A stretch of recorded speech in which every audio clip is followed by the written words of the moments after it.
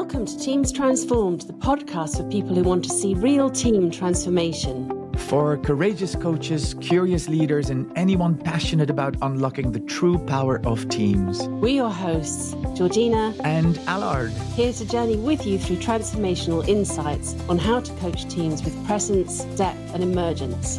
Let's explore not just the tools, but the art of transforming teams.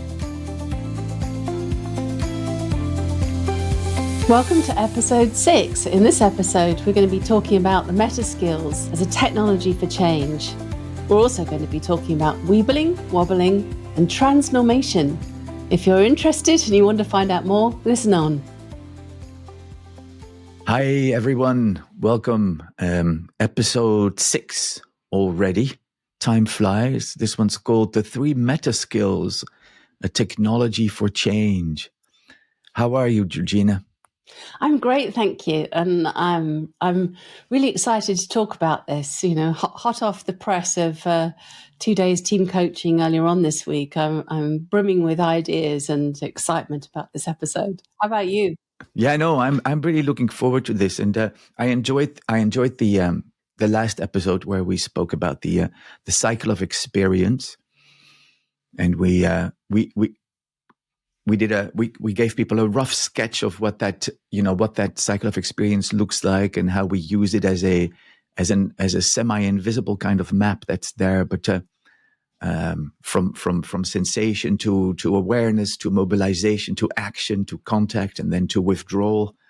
And I think that would be a good place to start from today. Maybe we can start to build on that. How do we navigate that map? What are the skills, or in this case, the meta skills that we use? Yes, let's talk about the meta skills, as you say. And we identified 3 meta skills: presence, use of self, and active experiments, which work together really as a technology for change. Why is that? Because you always have them with you. They're there in your pocket all the time. Available to you to make high impact interventions, no matter what is happening. So before we speak about what those 3 are, what those 3 words, so to speak, mean, why do we call them meta skills? Why don't we just call them skills or competencies, like powerful questions or listening or setting the foundation? All those kind of coaching skills. Why are these meta skills? Great question. I'm glad you asked that. That's taken me back to when we were developing a framework of team coaching competencies. Because at the time that we got involved in developing competencies, there were no team coaching competency frameworks in the world. And for me, I recognized that the coaching competencies offered by professional bodies were fantastic, and they didn't go far enough for team coaches. We need a lot more competencies to be able to work effectively in the room. So we developed a competency framework that we call the Team Coaching Studio Competency Wheel as a guide for coaches. And over time, with infinite rounds of practice, both ourselves as practitioners and observing lots and lots and lots of coaching sessions, we noticed these 3 skills as higher order competencies. These are the competencies that weave magic in the moment for emergent team coaching. So yes, we all need, as you said, active listening. We need to be able to ask incisive questions that change the course of a conversation. But to really invite learning at a collective level, at a team level, these are the competencies that we really need to get under our belts and in our bones as coaches. Yeah, so it sounds like a higher order set of 3 skills, meta skills. Yeah, elevated skills. Yeah, meta skills, exactly. And you named them as presence, use of self, and then active experiments, and that reminds me of the Gestalt kind of background where these come from and where they will sound familiar to people who are familiar with Gestalt psychology and therapy, right? Yeah, exactly. Our approach at the Team Coaching Studio is really an interplay between Gestalt influences and a Gestalt lens with classic coaching competencies, so that we are very clearly standing for coaching rather than consulting or facilitation or training. It's about activating the potential in the client, but with a Gestalt lens, which enables us to work effectively in the here and now. Yeah. So let's explore the competencies, starting with presence. Yes, presence. Yeah, Presence. So it's not just being present too, right? We've spoken a lot about that. We've spoken about the notion of contact and being really in connection with the team and with ourselves. But presence is it's not easy to define. But presence to so it's that, and it is our way of being, right? A very personal way of being, but not just our way of being, our intentional way of being. And being aware of our way of being and using that way of being as an intervention. I always like to think of the fact that, when we're with a team and when we work together, you walk into the room and I walk into the room. Your presence has a different impact from my presence. It's not that one is better, but we all bring a very personal kind of presence. And then the intentional bit is, what is it that I want to achieve with this client? And then how can I, how much range can I find in my presence to either evoke something or provoke something maybe? And do I stand up? How do I use my body? How do I use my energy to intervene? Presence. Beautifully put.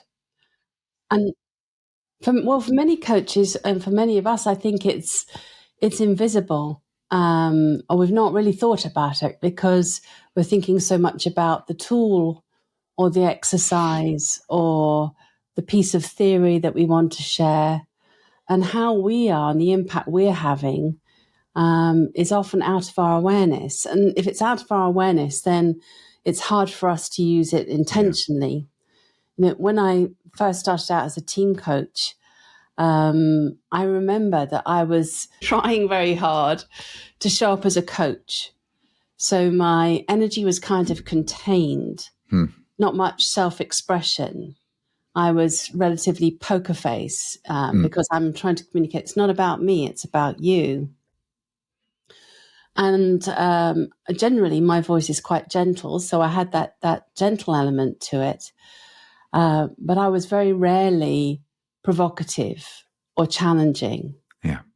And over the years, I've developed the capacity to lighten up, to have more fluidity, to be more responsive intentionally to the team that's in the room, to show that I'm present to them. I'm energetically available, as we've talked about before.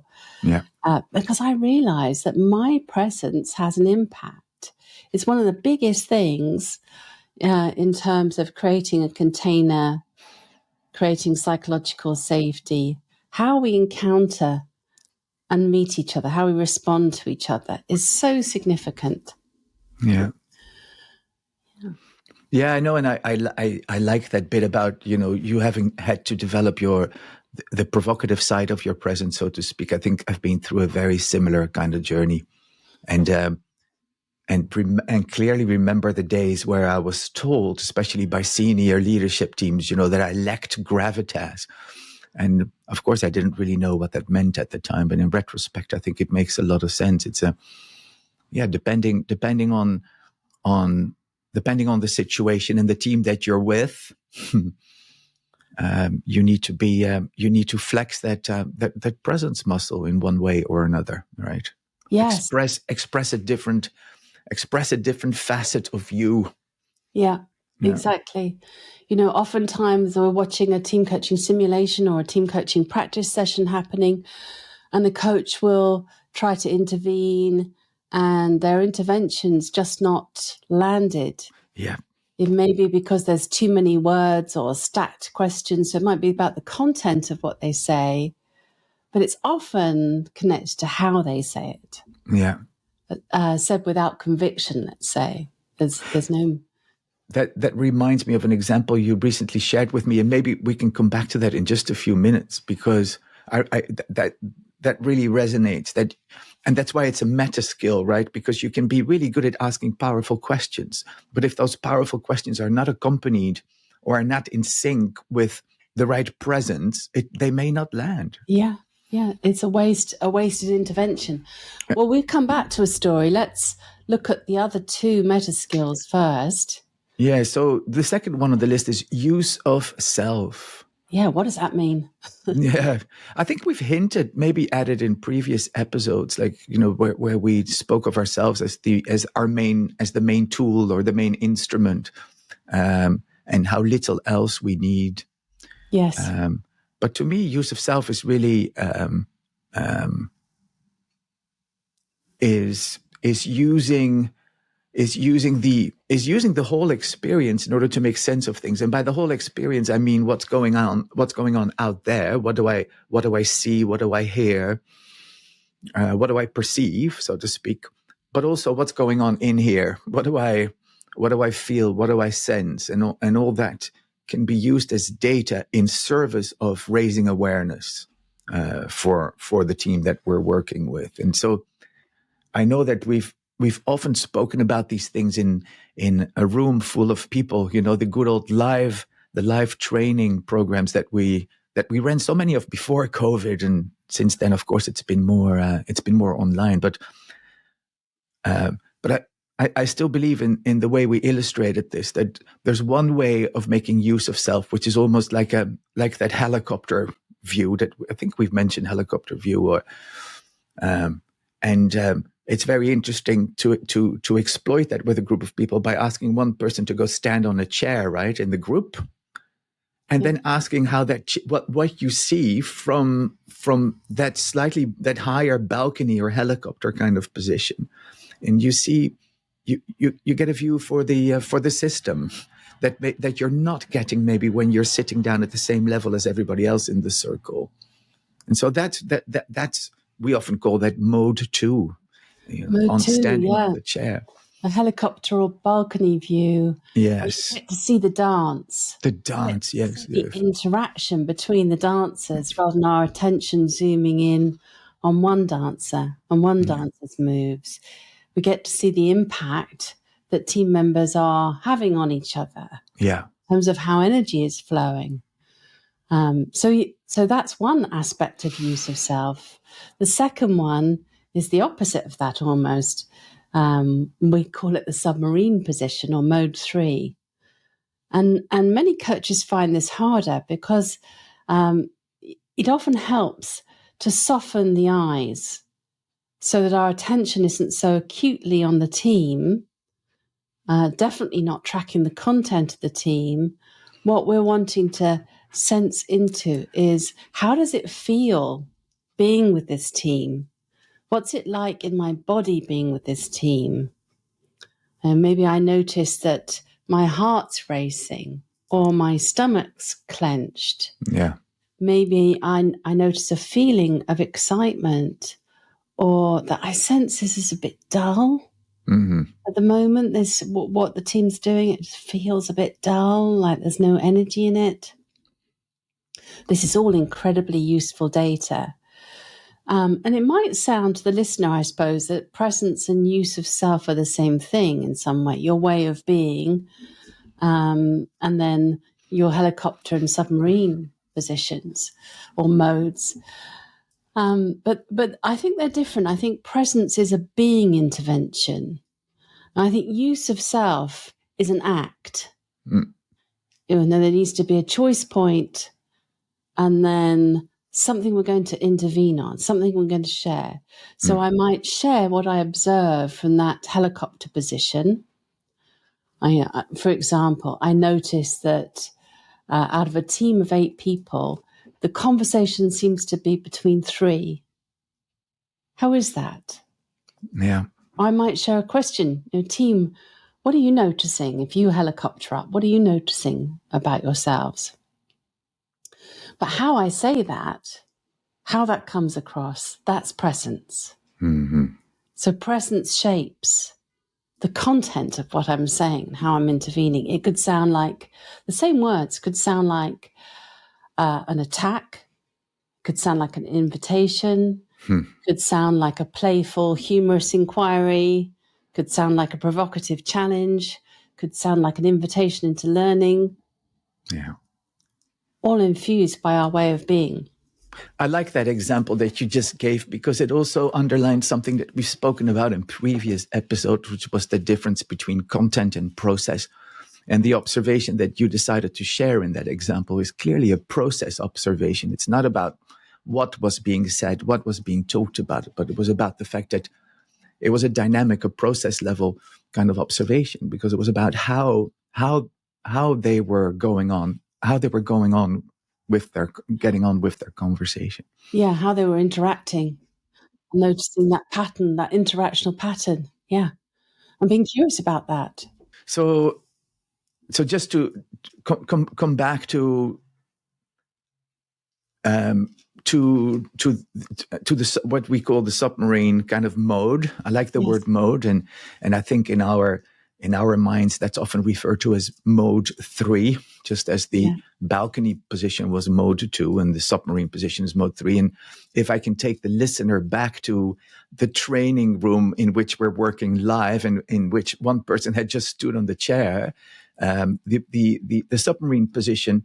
And I remember this because I remember you make me do this in 2017. You asked me to go to lay on, to get out of my chair in that circle with other participants. And then and you asked me to lay down on the floor with my eyes closed, lay on my back with my eyes closed.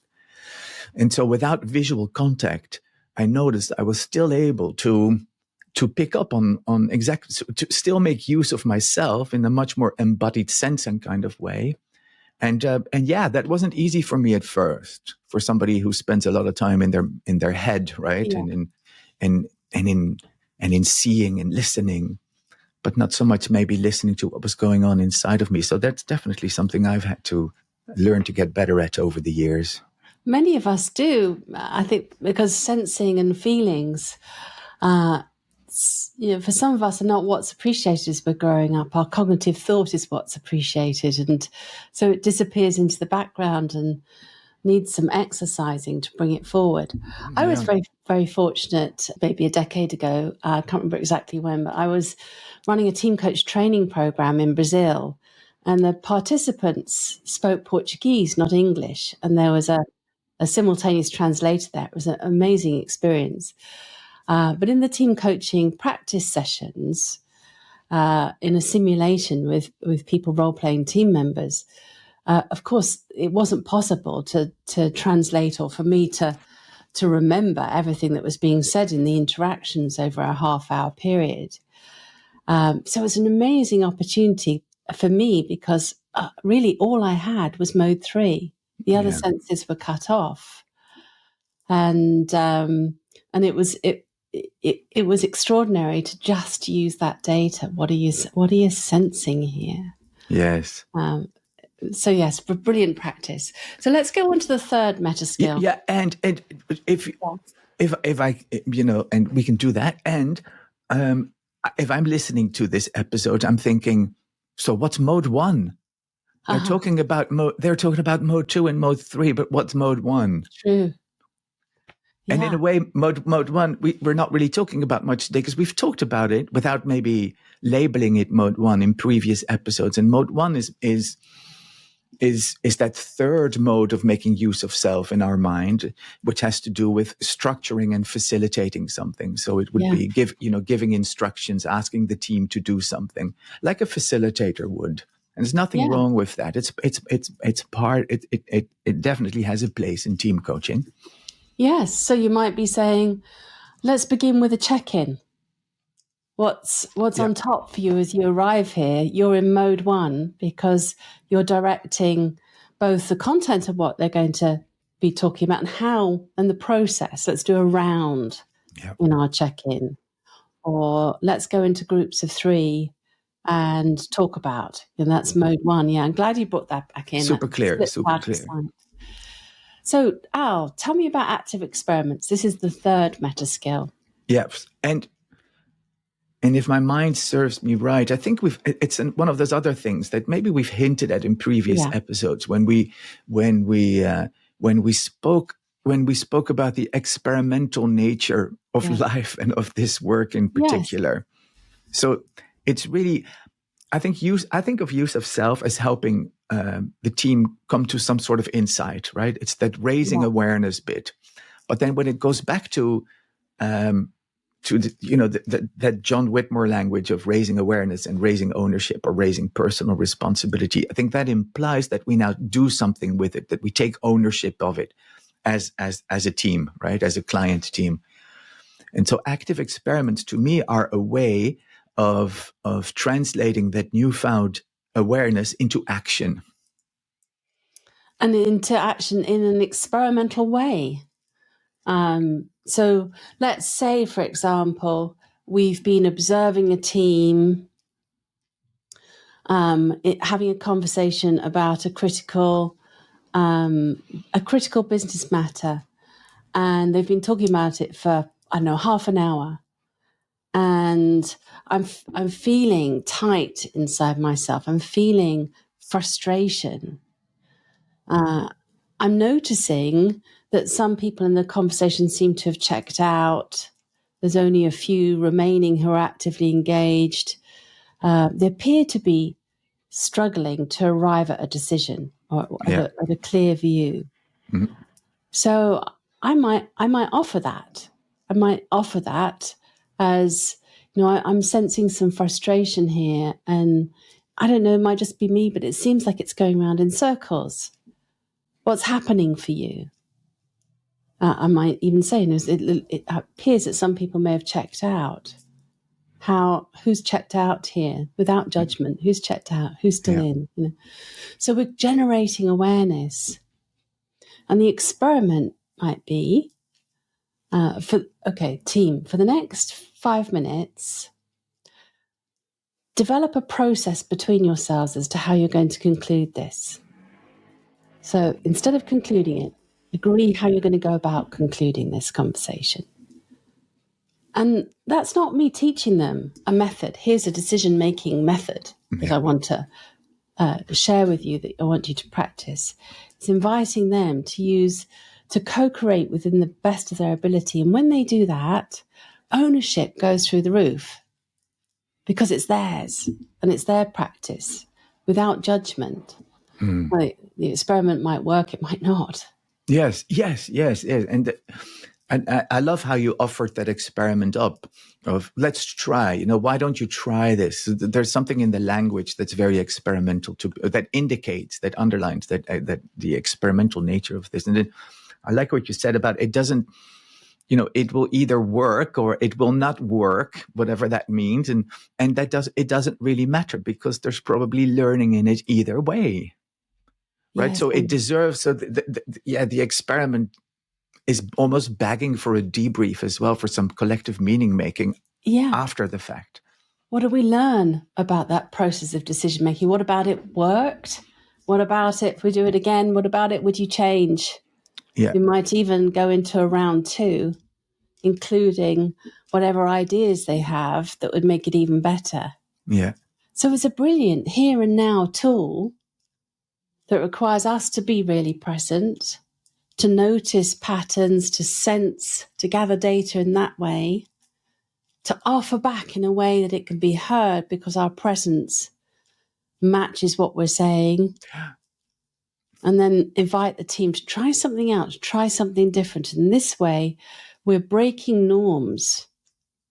We're transforming stuck habits of relating that are interrupting the flow of the team being at their most effective. Yeah. So it's very here and now transformational work. Yeah. I like what you said about norms. We're transforming norms. And the word transnorming just came into my mind. Transnorming. It's transformational. But and I think that is, I hope that it's becoming clear that this, why we call this a technology for change, because we we not only believe, but we've seen time and time again that this is how we help a team learn and change and transform itself over time, through the intervener's presence, through the intervener's use of self, and through the intervener's ability to. There's a notion of thinking on your feet that's related to this, right? But to really be in the moment enough to design or co-design with the team. It doesn't all have to be on my shoulders, right?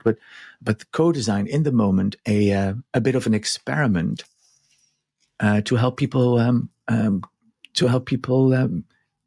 transnorm. I like the new language. Yeah.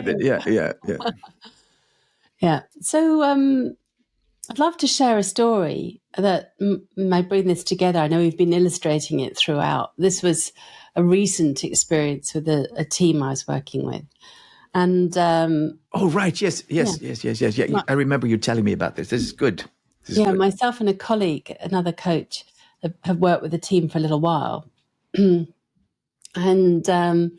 as coaches, we were what we call off the pitch, and the team were on the pitch. That means we're sitting outside of the circle. They're in the circle doing their own work. And what they were talking about really mattered to them.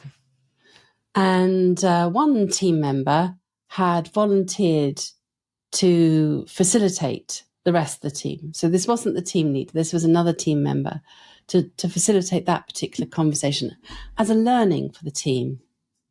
So they're on the pitch, as we say. They're in their conversation, and about 20 minutes in, something like that. They were doing all right, but they were at some point struggling to really find their way through the conversation to something meaningful. It started out with a lot of energy at the beginning of the conversation, then it leveled out and the energy was dropping. And we were tracking this, we were noticing this. And then the facilitator, the team member who was facilitating, intervened, offered them a great insight, and the team just carried on talking, and it had absolutely no impact, which happens quite often. It can happen to me, it can happen to you. It was a fascinating thing. At that moment, we interrupted and paused and asked what happened and whether they'd noticed the facilitator's intervention. And actually, some team members said they had noticed, but they'd just chosen to carry on. So what happened there? And what we learned through that inquiry, through debriefing it with the team, was it wasn't what she'd asked them, wasn't the content of what she'd asked, but it was her presence. The way she'd said it hadn't matched it, hadn't cut through, hadn't said it like she really meant it, said it with so much hesitation it was easy to sweep to one side. So an experiment came out. Now for the remainder of the practice, facilitator, dial your presence up. Stand up more fully, put your shoulders back, say it like you mean it, even if you come on too strong. Yeah. Let's experiment with that until we find a level. Yeah. So it's a micro experiment really based on a phenomena that's emerged in the room with the team. It's definitely not something that we could have predicted or bought in an exercise for or given her some facilitation guidelines that would have supported her. It's uniquely around the phenomena that's emerged. I love it. I love that. I love the experiment. I love the say it like you mean it. Can make that. Yeah. That was. Oh yeah. Yeah. We're coming up to the end of this already. It's quite amazing. My takeaway from this, George, and I've shared this with you before, is that I have a deep love affair for this technology for change, for presence, use of self, and active experiments. Why? Because it's always available to us. I can learn all kinds of models and frameworks, and again, we've talked about some of them, nothing wrong with them, and techniques and things, and they have their place. They even have their place in the team coaching studio competency wheel. But they are but they're liable to fail. They're liable to not work all the time. And we know that coaching can be, we've spoken about it, we've said not for the faint-hearted, as Declan Woods once reminded us. Yeah. And so it can be a really wobbly business. And I've showed you this before, but I always have one of these little Weebles on my desk. Now, Weebles, for those people that don't know them, are these really old-fashioned toys for kids. They're very bottom heavy, so you can push them over, but they will always bounce back to their original kind of position. And so Weebles wobble, but they don't fall down was the slogan, right? But you meant to sing it. Yeah, well, for another podcast, maybe. But what allows us to wobble but not fall down is present use of self and active experience, because we carry those with us inside. They are with us all the time. So when the things that we used to rely on, when they fail, your presence can't fail, your use of self can't fail, and your active experimentation can't fail. So that's why it's at the heart, at the center of the wheel. And tools, frameworks, and techniques are at the periphery of the wheel. Yeah, they're enhancements. They create some interest. They create a bit of fun or a diversion. They can bring awareness, but don't rely on the tool to generate the awareness and to create the change. We've got to bring it into the here and now for change to really happen. I know you had a question on your mind for the audience. Yes, well, thinking about presence, I invite you, as you listener, to think about, what is the presence? What's the impact that your presence has? And how do you know? Often we don't know the impact we have. And the only way we find out is by asking others and asking how they experience us. It can be really helpful to do that in a range of situations, because as we've talked before, context changes how we show up. The field that we're in changes our energy, our environment, our engagement, our presence, our way of being. So what's the impact that your presence has? And how about you, Al? Have you got a question? No, I just wanted to say goodbye for now and wish everybody happy weebling and happy wobbling. And love it. Let's leave it there. Look forward to the next one. See you soon.